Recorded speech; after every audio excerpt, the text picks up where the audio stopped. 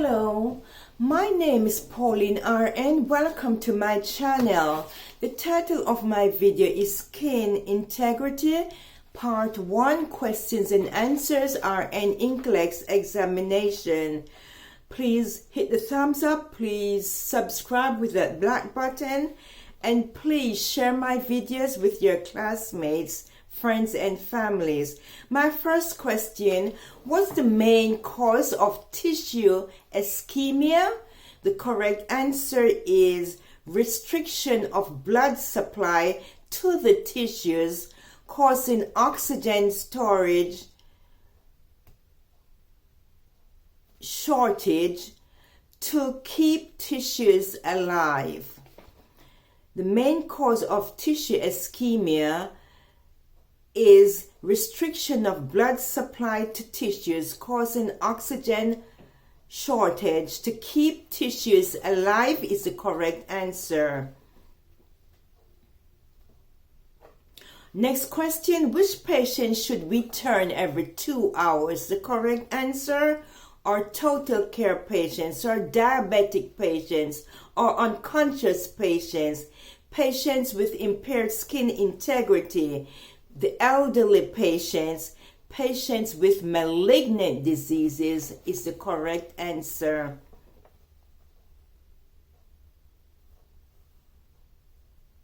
Next question: what do you know about barrier cream uses? Barrier creams are used on bony prominences. Do not massage bony prominences. Apply cream between buttocks, legs, ankles. Use pillows to support bony prominences. My next question: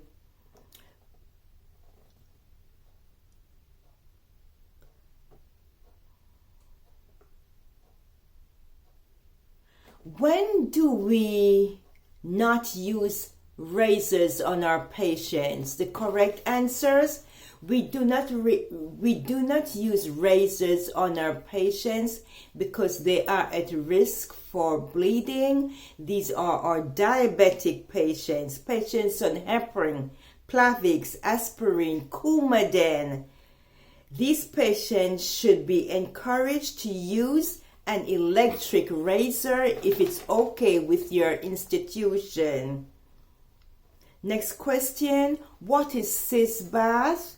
Correct answer: cyst bath is ordered by the doctor after vaginal delivery, post-hemorrhoidectomy, surgery, incision and drainage of rectal abscesses. Teach patients because they will be ordered to continue cyst bath at home. Cyst bath is ordered 20 to 30 minutes, the least 30 to 20 minutes. This is your correct answer for cyst bath. My next question: what do you know about beds ordered for your patients? Correct answer: we have bariatric beds for our obese patients. We have special beds which are ordered for our post-operative patients. We have special beds that are ordered for patients with the Cubitus ulcers. We have patients who are at risk for the Cubitus ulcers due to poor nutrition. Specialized beds are also ordered for patients who are critically ill, especially in the ICU. Next question: how do we clean the perineum? The correct answer is from front to back. We clean with gentle soap, not harsh soap. We have these gentle wipes we use for the patients. These are good for the skin. Next question: how do we do our Folic catheter care? We use mild soap and water to do perineal care for all patients with Folic catheters. When a Folic catheter is inserted, we will apply on the thigh of the patient a cath secure to secure the Folic drainage bag to the calf to prevent twisting, to provide kinking. And the Folic catheter bag is attached to the frame of the bed, not to the side rails. Not to the side rails. So Folic catheter care is done with mild soap and water from front to back with mild soap. Next question. How do we care for G-tube sites? Correct answer, patients who are not able to get their nutrition by mouth, maybe they have difficulty swallowing. These patients, a G-tube, gastrostomy tube is inserted in the abdomen. It's a feeding tube.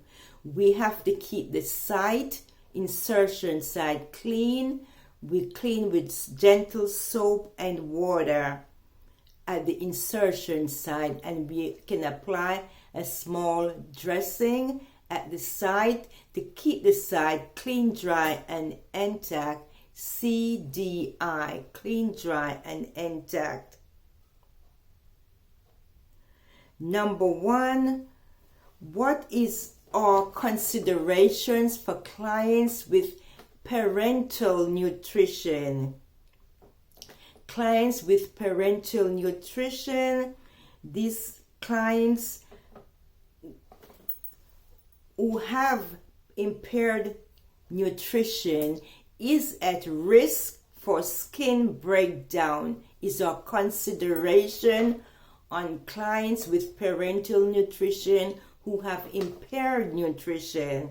Some of these patients on parental nutrition have malnutrition. They have difficulty swallowing. They are NPO. Next question.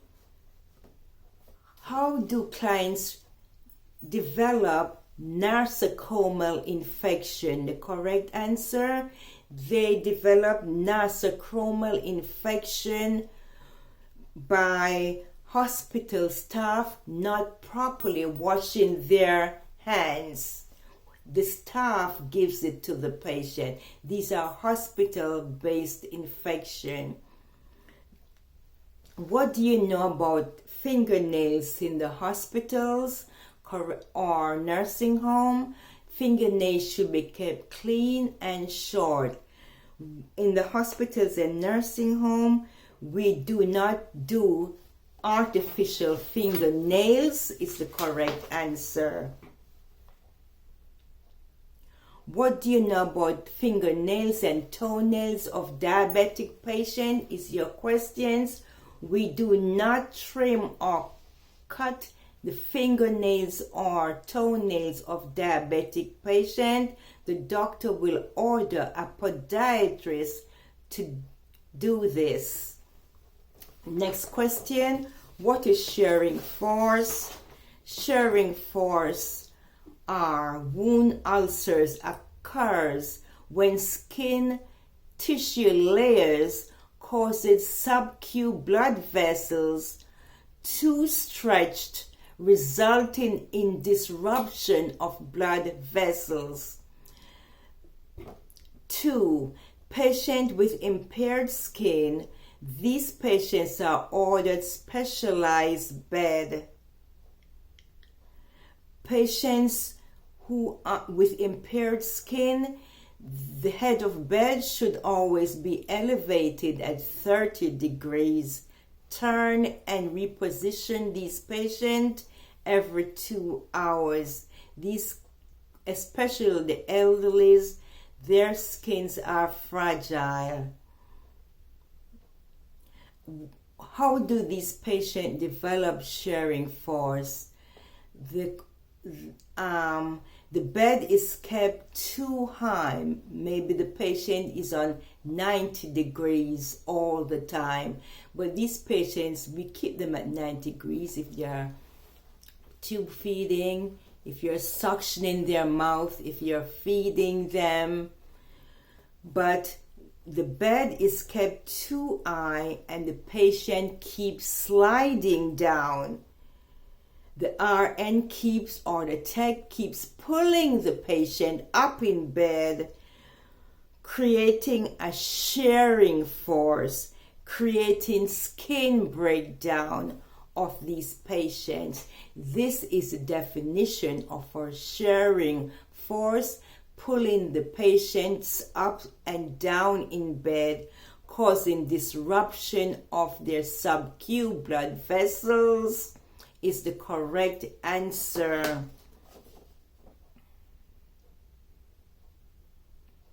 Patient is on contact isolation. What will be your precautions entering the rooms?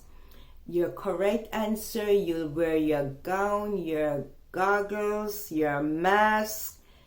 If you need it for those C. diff patients, maybe you're bathing them. Patients with MRSA, all these patients are in private room. These patients are on contact isolation. Patient with C. diff, these patients are on contact isolation. You wear your goggles and mask with patients with C. diff. Wash your hands after you remove your gloves with running water is the correct answers. Next question. For your lotions and creams that are ordered by the doctor, who administers these? And the correct answer is the registered nurse. These are prescriptions. They come from the pharmacist. The techs, your nursing assistants, are not supposed to administer these creams or lotions. Barrier cream, if they are non-prescription, the techs and your nursing assistants can apply these to their bony prominences. You do not massage barrier creams to bony prominences. Next question is, when do you check your patients for the cubitus ulcers? The correct answer, from the moment they come through the emergency room to the floor, on admission. If a patient is transferred to you from one floor to another floor, you will check your patients for the cubitus ulcers. You check your patients on admission and patients transferring from one department to another. We check our decubitus ulcers at the start of our shift. If your patients have decubitus ulcers on admission, do a nutrition consultation. If patients elderly is coming from home, bed sores, do your nutrition consultation. Some of these elderlies have poor diet. Do your wound care nurse consultation order. Have a wound care nurse come in and assess these wounds. For patients with decubitus ulcers, you will measure all wounds, length, width, depth. You're gonna be documenting these. The drainage of the wound, serous, sanguous, serous, purulent, bloody drainage. You will be staging these wounds. Is it a stage 1 wound? Is it a stage 2? Is it a stage 3? Stage 4?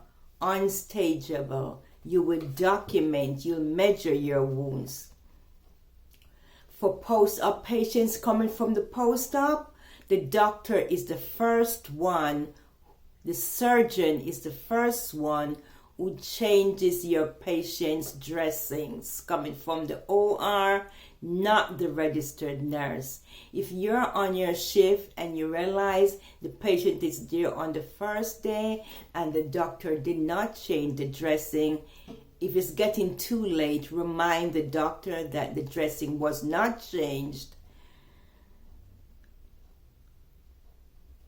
Next question. What is NDQI? NDQI. NDQI is National Database Nursing Quality Indicators. Sheet. It is a sheet.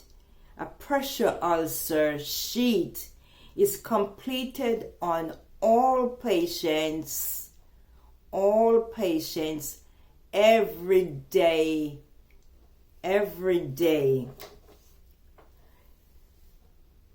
The hospital is not financially responsible for any pressure ulcer.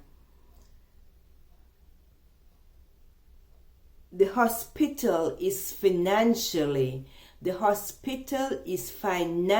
responsible for any pressure ulcers that occurred during the patient's visit.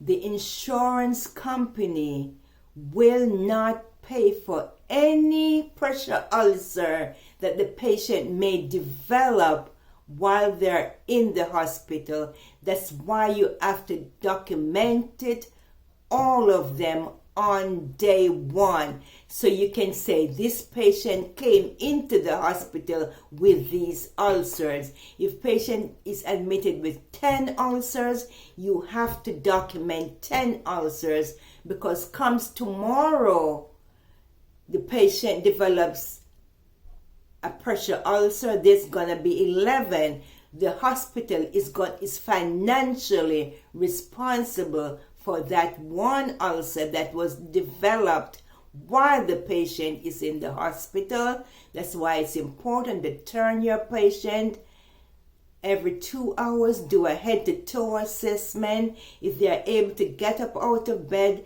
get them up. Let them sit in the chair on a little donut or a little pillow for their buttocks. Get them up. Ambulate them if possible. Make sure they have a balanced diet while they're in the hospital. They will have a nutritionist who comes in to visit them at the bedside. Remember, do not use harsh soaps on your patients. Use gentle soap on your patients. Please hit the thumbs up, please hit the subscribe black button, and please share this video with your friends, families, and classmates. This ends our Skin Integrity Part 1. Stay tuned to Part 2. Have a blessed day. Take care. Stay blessed.